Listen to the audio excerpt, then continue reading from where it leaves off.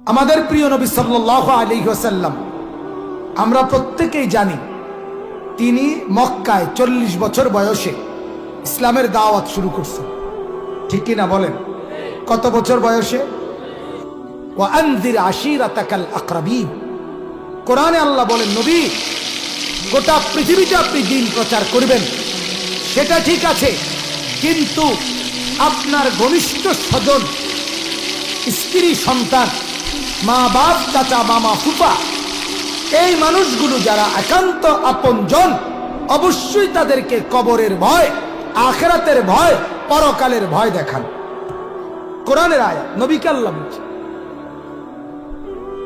নবীজি সাল্লাল্লাহু আলাইহি ওয়াসাল্লাম চাদর গায়ে দিয়ে শুইছেন, তাফসীরে আছে জ্বর, কাঁপতেছেন।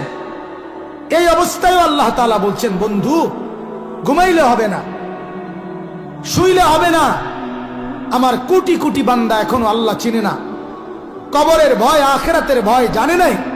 কুম ফাআনজির, আপনি দাঁড়ান, ওঠেন, ফাআনজির, আমার বান্দাদেরকে আখিরাতের, পরকালের, আল্লাহর ভয়, কবরের ভয় দেখান।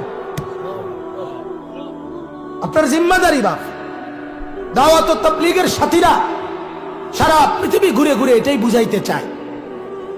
আপনার আমানত আপনাকে বুঝায় দেয়, আপনার আমানত বুঝায়, এ কথা বুঝায়। ও মুসলমান বাপ, ও মুসলমান ভাই, অপরকে দ্বীনের কথা বলা তোমার জিম্মাদারি, দায়িত্ব, দায়িত্ব, দায়িত্ব।